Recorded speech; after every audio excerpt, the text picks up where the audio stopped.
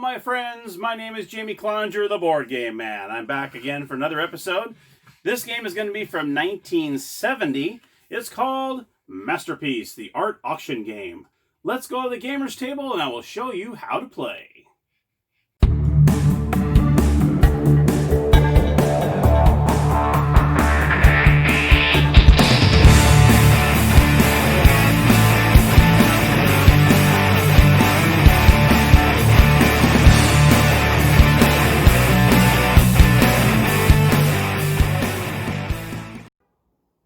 Hello everybody and welcome to the Gamer's Table. Here is the 1970 version of Masterpiece. There's also a 1990 version. Unfortunately, I don't have that yet. And I haven't really been looking for it, but after looking at this and what's cool is Norm from the Board Game Museum has this copy online. But then I saw Matt's version on the 1990 version on his video. And I'm like, I really like that 90s one too. And what's funny is there's some things in the 70s I wish was in the 90s, and some things in the 90s I wish were in the 70s. So it's kind of funny how both games are great, but some things we wish were in the other game. So it's pretty funny. But anyway, let me show you the components of this version. As you see, you have the beautiful board. I love this board. And the way it looks like it's in a picture frame, which is really cool. Nice, easier circular board here. Looks like a little NASCAR track, I guess you could say. Here are the playing pieces. You have 6 of them. Here's what they look like. I have no idea what these are supposed to be. I have no idea. Maybe it's a little plunger. I don't know what the heck they are. But anyway, there's 6 different colors here. It is a 3 to 6 player game. Ages 12 to adult, what it says on the box. You have 1 regular 1 to 6 die. Okay. You also have these clips that we'll be using later. And this is one of the objects I was talking about that I wish was in the 1990 version. They don't have any clips in the 1990 version. So if you have the 1990 version, you know what I'm talking about. But we'll go over these in a moment. Okay. These are paintings that everyone will be bidding on or taking or buying and selling, all that good stuff. These are actual paintings. So these are actually real paintings that are out there. And these are printed on just postcards, which is pretty nice. And I believe, if I'm not mistaken, I believe there's 24 of these. You also have these pricing cards. And with these cards, there's also 24 of these. So one of these goes with each painting. And you'll see the values are in the back. So you see like 250,000, 400,000, and so on. And I believe in this game, the values are from 100,000 to 1 million, if I'm not mistaken. There's also a couple forgeries. Dun, dun, dun. You definitely don't want those. That means the painting that you bought is a forgery. So I think that's kind of a funny thing. I believe there's 2 of them in here. So you have this stack as well with all the dollar amounts. You also have this really cool, really nice instruction booklet. And it's not a huge pamphlet or booklet. It's just a simple 1-page front and back. Very, very easy to read. And you will not have a headache after reading it, I promise. It's actually a very quick and easy game to learn. You also have the 6 different players you can choose from. Now, it doesn't matter who you really choose, honestly. I think it's kind of cool. I mean, they put it in here anyway. It's not like one of today's games where, this player has this power, or this player, you can do this. It has nothing to do with that whatsoever. You're just, I'm this person, that's it. And the 6 different people, we got Bitsy, Rich Wong, Dabrowski Keys. And you have Millicent Friendly. And then you have Baron Dietrich von Oberlitzer. Hope I said that right. V. Elton Whitehall Esquire. Then you have Roxy Big D Warrenson from Dallas, Texas. And you got Count Francois Dubonnet. All right, so those are the 6 different people you can choose from. So I'll go ahead and put them in the box.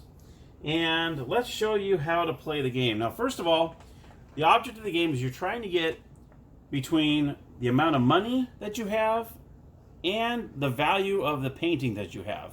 So when you total those 2 up, whoever has the most at the end of the game wins. I just want to make sure I mention that. And what you can do is you can start on any space. We'll do a 3-player game this. Now we'll do red, white, and blue. How's that? That sounds good. That sounds very patriotic. So I'll go ahead and take these 3 and put them back in the box. Now you can see on the board there is no start, finish, anything like that. You can put your pawn anywhere you want on the board to start. You don't have to do anything what's on that, whatever you start, you don't have to do what's on the space that you're starting at. So let's put this here, put that here, put that there. Okay, and so on. Now let me go ahead and go over what each of these spaces do. And let's go over. So, like for instance, we have the easier ones. You have a buy a painting for. Oh, I'm sorry. Let me go over this first. What you do with the paintings, you're going to put these face up in the middle of the board. And then the pricing, obviously you want these face down. Obviously you don't want it because you're the only one that's going to know what the value of the painting is once you purchase it. Okay, so you're going to put these face down here, and you're going to put them face up. The paintings face up here. Okay, now we can. So what happens is, at the very beginning of the game, each person is going to receive one painting. So what you're going to do is you're going to take one of these and one of these, and you're the only one that's going to know the price. What you're going to do is you're going to flip this and flip this over like this. Oh my goodness, hello, 1 million, ding, ding, ding. And what you'll do is you're going to take one of these clips, and you're going to clip the side or the top, however you want to do it, doesn't really matter. Very carefully, that way you don't mess up the cards. And you put the little clip on there. So that way you put these face up in front of you. So each player is going to do this. So each player is going to go, okay. Unfortunately, he's got the forgery. But you know, he's the only one that's going to know that. So you're going to go ahead and clip this. This will be player 2. Player 2 will have it face up in front of them. And then player 3 will get one. Oh, he's worth 500,000. And you're going to clip for this. And you clip it like so. These clips are a great idea. And why they didn't put this in the 1990 version, I don't know. So, okay, so these are the player 1, player 2, and player 3 both have their paintings, and they all know what the value is on the back. Okay. Now we can proceed. So let me go ahead and tell you what all these do. So you have the simple one, buy a painting from the bank for $250,000. Now, every player starts off with 1.5 million. Okay. So you'll already start off the gate with a painting, with the value behind it, and you'll also have 1.5 million in your possession. Okay. So when it says buy a painting from the bank for $250,000, all you do is you're going to pay the bank $250,000, and you're going to take a painting and along with the price. Now this one's worth $450,000. And that was actually a good deal. And then what you'll do is player 1 will go okay, and you do the clip, whatever, and you put it over here. Okay. Simple as that. This one is buy a painting from the bank for $400,000. So that's same deal with the $250,000, except you're paying $400,000 for a painting. This one says may sell any painting to the bank. Okay, may sell.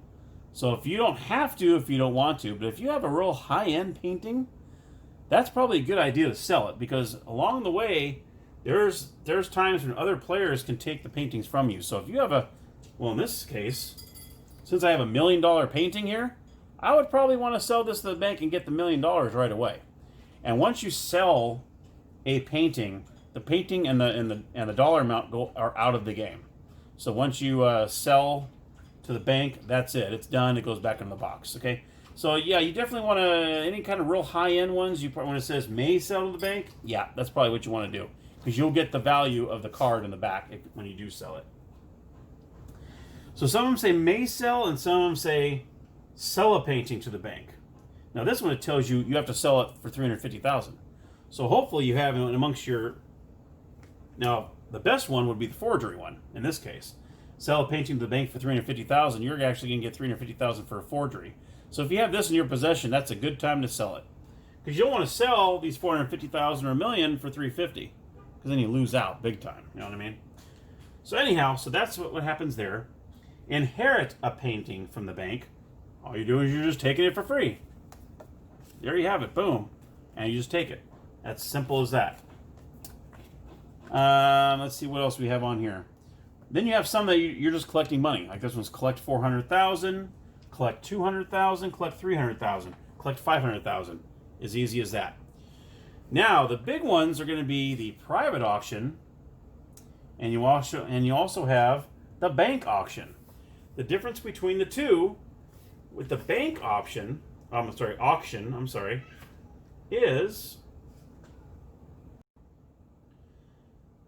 is each of you, if you may, and are not required to if you don't want to, you'll start bidding on the top painting on the board. So if it's a bank auction, what you do is you just take take the top one and you just start bidding on it.